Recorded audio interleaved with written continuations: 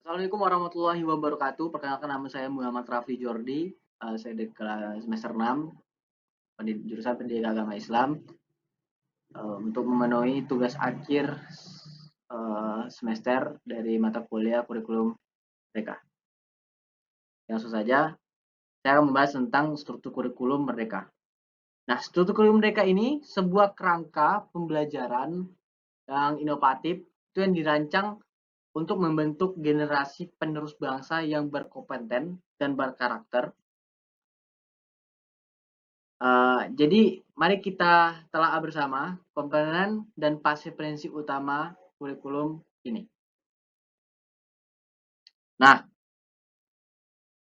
perlu kita ketahui, pilar utama kurikulum Merdeka ini yang pertama adalah pembelajaran interkurikuler. Pembelajaran ini pembelajaran inti mata pembelajaran yang wajib dan membentuk namanya fondasi pengetahuan dan keterampilan dasar peserta didik.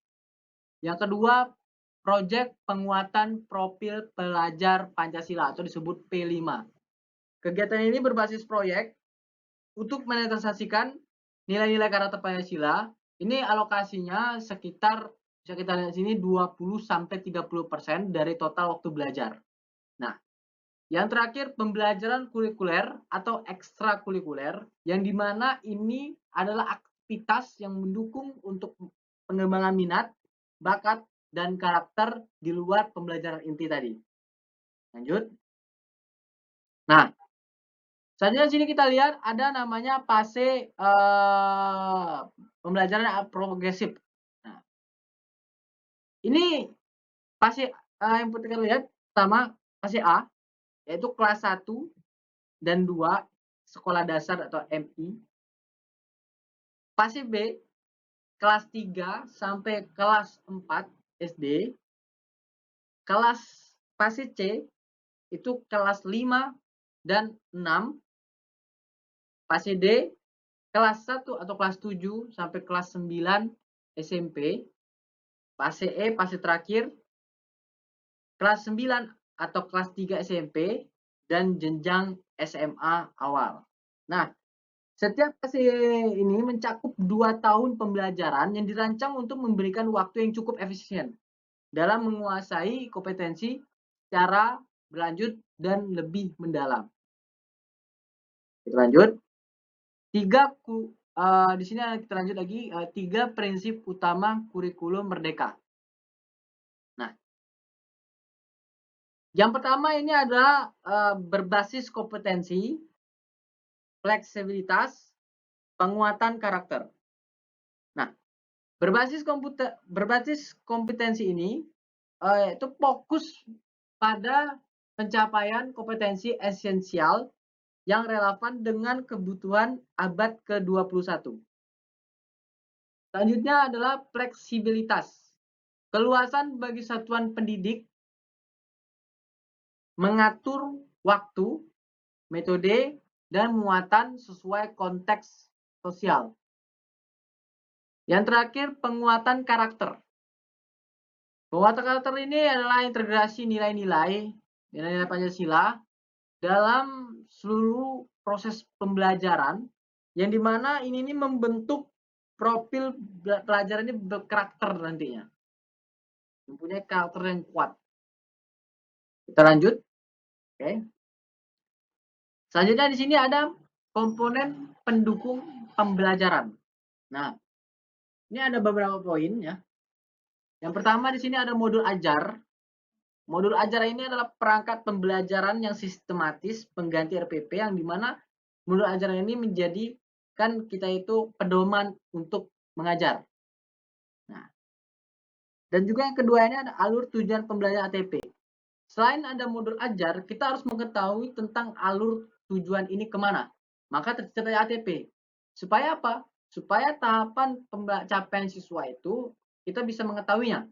Dan tahapan capaian ini, pembelajaran ini jadi berfase gitu.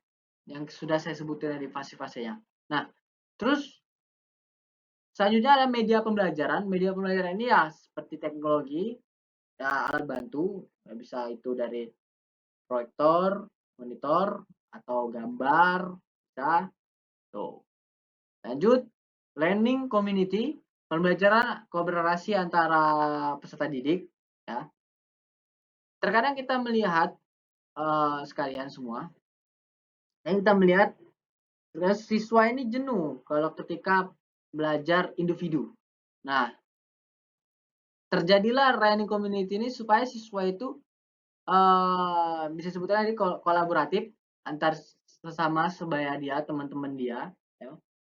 Jadi siswa itu mungkin lebih enjoy dan lebih efisiensi lah pembelajarannya, begitu. Selanjutnya ini ada refleksi.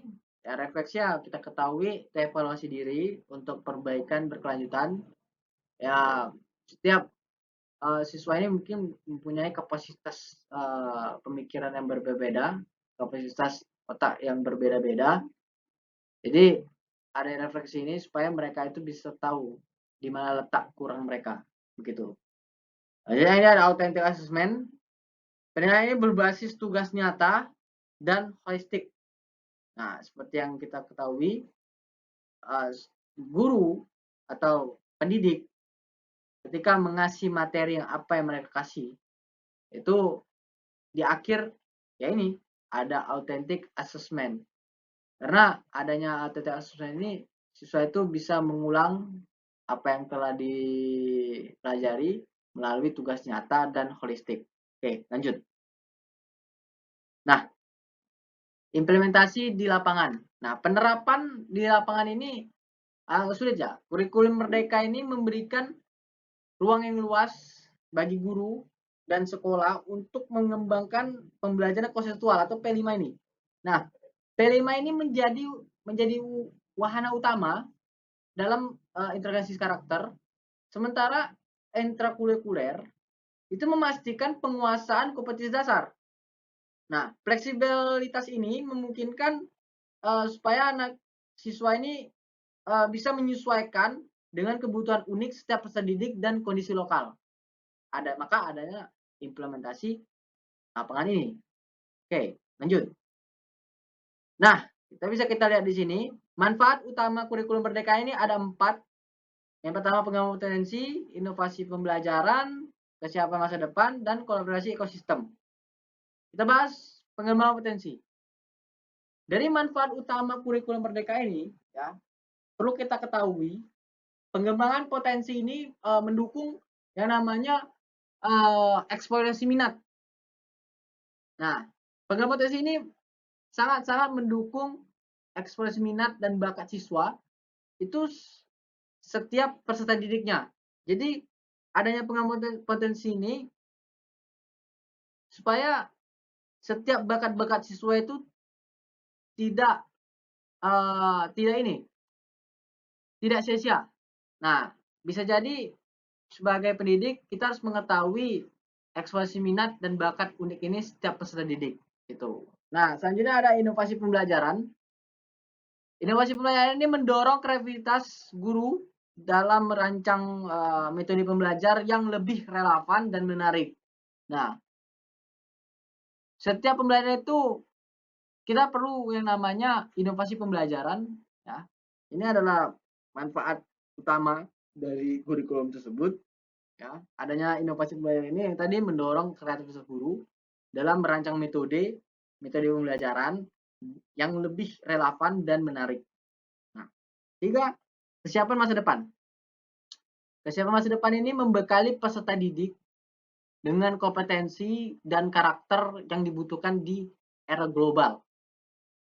Nah, saya atau iptek ya, itu sama sih. Nah, selanjutnya ada kolaborasi ekosistem. Ini meningkatkan partisipasi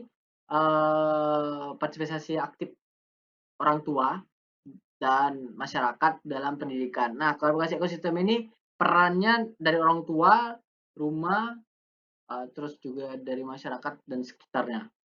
Ya, kolaborasi ekosistem. Lanjut. Nah, oke, kita masuk ke sesi kesimpulan.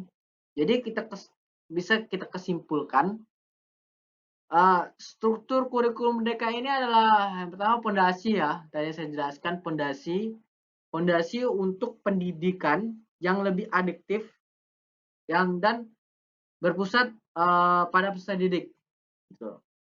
Nah, dengan adanya fleksibilitas dan fokus pada karakter Pancasila, kita sebagai pendidik tahu, nah, bentuk dan generasi pembelajaran nanti.